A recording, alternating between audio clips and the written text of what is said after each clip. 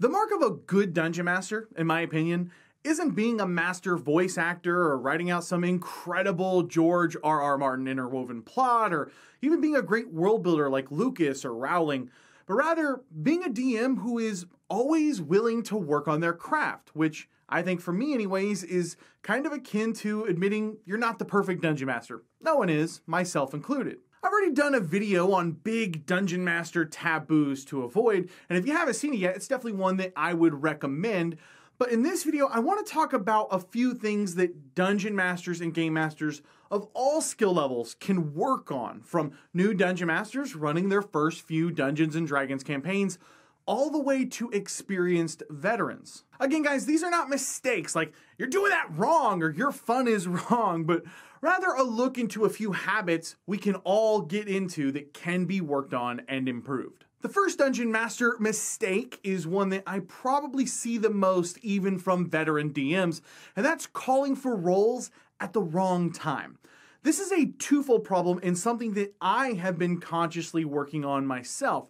The first part of this problem is actually pretty understandable as well, as it usually comes from dungeon masters kind of in the heat of the moment, just trying to be accommodating to players. We've all had players ask to make rolls. Hey, can I make a perception check to see if there is anyone following us? Or, hey, can I make a persuasion check to see if I can convince the guard to tell us why that lady was just taken prisoner? Or, hey, can I make an intelligence check to see if my character knows anything about this symbol? All of these, guys, we've all heard them 100 times, and they're all very reasonable requests. And in some of these situations, I would tell the players yes. But in some of those situations, I would tell the player no. It all depends on whether or not it is the right time to call for a roll or not. You see, it's not the player's job to ask for a roll, but rather the dungeon master's job to call for one when an outcome is both uncertain and when it can actually be affected by the roll. What a lot of DMs do is let the player make the roll without thought on whether or not it's actually appropriate or not. The outcome might already be predetermined by the DM regardless of the result, or the DM might suddenly be put in a tough spot for something that should have gone one way or another based off of circumstances like character knowledge or ability, and now the DM has to tap dance a bit to avoid breaking immersion. If we look at the player request to make a check to see if they know anything about a strange symbol that they encounter, we've seen this hundreds and hundreds of times in games. The dungeon master should only call for a roll if the outcome is possible, but uncertain. So if I thought the character might plausibly know something about the symbol based off of their background, I might not need a roll and just tell the player that, hey, this is what your character would know about it. Conversely, if this is a symbol for the word wretched in a long forgotten dead language and there is no way the character would know anything about it, I might tell the player, no, I don't need a roll from you. You've never seen this before. However, you don't believe it to be elvish, dwarven, or abyssal in nature. If I had let the player make the unnecessary roll, I would have been tied to the result in lieu of narrative. If they rolled a 1, I probably would have just said, no, you don't recognize it. Or if they rolled a 20, I would then have to give that player additional information, if not all of it, even if it didn't really make narrative sense for them to know anything about it. But by being focused on the narrative and the background of the character that player has written up for me, I can just make the call on what information the character would know, including sometimes even asking the controlling player, hey, what do you think your character would know about this? The second biggest issue in calling for rolls at the wrong time is just that, putting yourself in a position where chance, either good or bad, affects the game significantly, even when the outcome is predetermined by the DM. Now, I'm going to use an example from a special Starfinder one-shot that we did on Save or Dice with Jason Keeley from Paizo, who actually wrote the module that we were playing. Now, I want to be perfectly clear here, because I do not want anyone to accuse me of being critical of Jason. I think that Jason is freaking brilliant. He was an absolute blast to play with, and he's one hell of a GM. I only want to use this game as an example to illustrate that veterans of 20, 30 years, game designers, and YouTube content creators, we can all fall into these traps from time to time. We reached a point in the game where we, the players, had to accomplish a series of consecutive skill checks to avoid a catastrophic failure resulting in a TPK. And I think it was obvious that our strategy had kind of put Jason on his heels a bit while he was still trying to be flexible and creative enough to reward us for what we were attempting to do. Unfortunately, after 3 to 4 rounds of straight failures and many laughs over all of the terrible rolls that we were all getting, it hit a point where our characters probably should have either been proficient enough in the aforementioned skill to avoid the roll entirely, or if the GM truly wanted a random result, we should have perished and ended with the TPK. Neither happened, and we basically sat there until we hit the rolls that the GM was looking for. And I'll be very candid, while this game is one of my absolute favorites that we have ever played on Save or Dice, at the very end, I definitely felt like some of the immersion that I had kind of been broken a little bit. The bottom line is, if you call for a roll from a player, you better be ready to accept the consequences of that roll being a 1 or 20 and anything in between. If you aren't ready for that, then don't call for a roll. It's perfectly okay to simply describe narratively what happens to the players based off of their characters' backgrounds and the current situation. The second problem that dungeon masters of all skill levels run into is issues with pacing. But before I talk about that, it's sponsor time! Big shout out to my sponsor for today's video, the Deck of Many. The Deck of Many makes animated spell cards and monster cards to make running games and playing games just so much easier. One of the biggest banes on groups is space at the table. It just is. Trying to pass around PHBs or having enough space behind the screen for your monster manual on top of your campaign thing, on top of your notes, and on top of this, and it's just a huge pain. And even online tools can be frustrating and trying to keep up with all the little tabs that you have to keep open. The Deck of Many just makes things so much easier. Right now, the Deck of Many has a huge Kickstarter going for their newest release of spells, and as of this video, they've already more than tripled their initial goal, and they've started to unlock more and more stretch goals for their backers. So now is a great time to go check that out before their Kickstarter ends. I'll throw links to all that stuff down in the description box below to both the Kickstarter and to their full lineup of decks. Pacing is one of those things that is difficult to describe in words when it's done well versus when it isn't. Sort of like the old saying of trying to describe the difference in nude art versus pornography. You may not be able to easily define the differences clearly, but you know it when you see it. What I will say is that when you are behind the screen, I always feel like poor pacing is one of those things that creeps up on you very quickly. You might be chugging along a game just fine, and then suddenly you realize you're already in the middle of a big lull. That awkward or disinterested feeling that you get from their players, this kind of seems to materialize quickly when your game just falls into a section of poor pacing. So how do we combat pacing issues? One way to do this is kind of boring and a little simple, and that's just by watching the clock. Now, I'm not talking about scheduling all of the things that you want to happen in an evening of Dungeons and Dragons. I didn't say that. But I like to think about the game night kind of in segments. You can do this in 30-minute segments, hour segments, whatever. For me personally, I've grown very fond of the shorter game session, and I found that it helps the group kind of as a whole stay a little bit more brisk and in the moment with the game. With my home group, we go about 2 to 2.5, 3 hours, and most of the time I like to take a 10-minute break right in the middle of this game. This gives me roughly 2 80 to 90-minute segments for my game, and most importantly, it helps me a tremendous amount when it comes to keeping my game paced well. The reason that this is so helpful is because I know that whatever segment we're in is getting close to an end, and I naturally have better flow leading up to a good stopping point.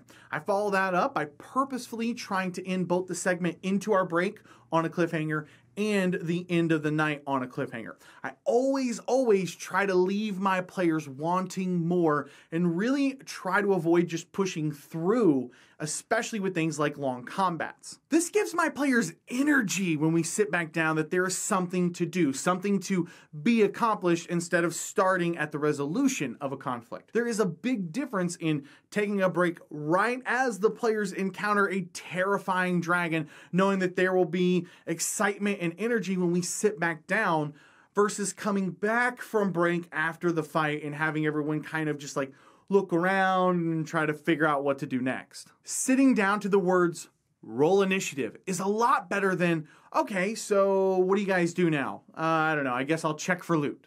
It's just a huge difference in energy level there. Also, for pacing, keep your head up and gauge your players constantly. Are the PCs waffling with what to do when you think that the answer is kind of pretty obvious? Maybe you haven't given them enough information on what the characters are seeing to create a plan and put it to action. So give them a little bit more. Are the players beginning to kind of get bored? It happens to the best dungeon masters in the world from time to time. Keep your eyes up and open for that and kind of mix things up if you start to see that with either an encounter or even a new NPC. And while I could make an entire video on humor, guys, don't forget humor. 99.99% of players sitting down to a game of D&D are there to have fun, and humor can go a long way in that aspect. Even the heaviest game settings and story settings like Game of Thrones have healthy amounts of humor thrown in, and this will go a long way towards helping you keep pacing in your game and that energy up and avoid those awkward lulls. And finally, guys, the third biggest problem that I'm seeing amongst even veteran dungeon masters is one that I really struggle with myself, and it doesn't actually involve play at the table, but rather trying to come up with a good story for your group, and that is analysis paralysis. Analysis paralysis is when you get so caught up in the details and the nuance of something that it just bogs you down and prevents you from actually accomplishing a goal or getting said thing done. This is an issue that can hit newbie DMs and experienced DMs alike. And I'll freely admit that this is a personal issue that I run into in a lot of aspects of my life, not just with DMing. But where it usually hits me the hardest as a dungeon master is when I'm trying to line everything up in my head for a story to just be, airtight. So for an example, if I want to give my players a magic item, I have to fight the urge to just go off on a big long tangent with myself on why that magic item was in X place and who made it and what did the previous owner do with it. And if I'm working on a villain, I always spend a ton of time working out those little details with myself on what caused this villain to end up as a villain. Why would they get involved with the players? Why would the players want to continue to battle against this villain and not just leave him alone to go do X? Why would the players be the ones in the position to have to deal with him in the first place? And on and on. While some of these questions might be good questions some of the time, not all of these questions are good questions all of the time. And I definitely have caused myself anguish in the past dwelling on thoughts like these and getting locked up in the campaign creation process and world building phase. I promise, guys, I know firsthand how tempting it can be to want to give every villain an airtight background leading into their motivation. But if it is beginning to slow down your game prep process, stop what you're doing and move on. Because the harsh truth is that your villain's motivations will always only matter to you, its creator. If having a killer motivation helps you be creative and improv more with them, great, spend some time there. If it locks you up with analysis paralysis, move on. Because your players, they just don't care. And if you don't believe me, here, I'll prove it to you with a great example. Let's take a look at the Dark Knight's villains. Two-Face was a great villain. We watched as he went from a good man to a desperate man and the trials that he endured that caused him to snap. We saw all of it. But is there any doubt that the best villain of that movie was far and away Heath Ledger's Joker? He was a fantastic villain and one that will probably stand the test of time. But as far as what the audience knows about him, we don't even know what his real name is. But we didn't need to. And so the same thing goes for stuff in our games. City histories, that perfect magical weapon lore, the full hierarchy of a noble family. Odds are that your players won't care. So if you find those things helpful, great. But if you find those things slowing down your prep and world building, move on to something else. Don't get locked into these small details at the cost of productivity. Your world building, it doesn't have to be perfect. Adam Smasher from Tabletop Minions, who I had the pleasure of getting a chance to kind of hang out with a little bit at Gen Con, has a great video on this topic, which I'll put a link down to in the description box below, and he sums this up perfectly. And that's kind of the point of this video, and the point of that kind of bug-eaten piece of paper above my airbrush room door. The price of perfection is prohibitive. So now I want to pass it over to you guys in the community. What do you guys consider an issue, or maybe rather something that experienced Dungeon Masters and Game Masters can work on as they develop their skills past that sort of newbie DM phase? What is something that you are consciously working on your own skill set? And what DM mistakes do you think got left off of this list? I want to take a moment to give a huge shout out to all of the amazing, amazing patrons over at welcomeadventures.com. Guys, it is because of you that I can continue making videos. Without patron support, I would stop making videos. I would not be able to do this. And so for that, I am just so, so grateful that you guys have let me chase this incredible, wonderful dream. And thank you, thank you, thank you, thank you, thank you. If you want to support this channel, you want to support more videos like this and grab some rewards for yourself, welcomeadventures.com is a great way to support the channel. If this is your first time here and you love role-playing games as much as I do, I'd love to have you subscribe. Every week, I put out new videos on GM tips, player tips, tutorials, and more. So if that sounds like something you might be interested in, just hit the subscribe button down below and come join us. Thank you guys so much for watching. My name is Cody, and may your games be filled with awesome memories and even better friends. I'll catch you guys next time. Yeah.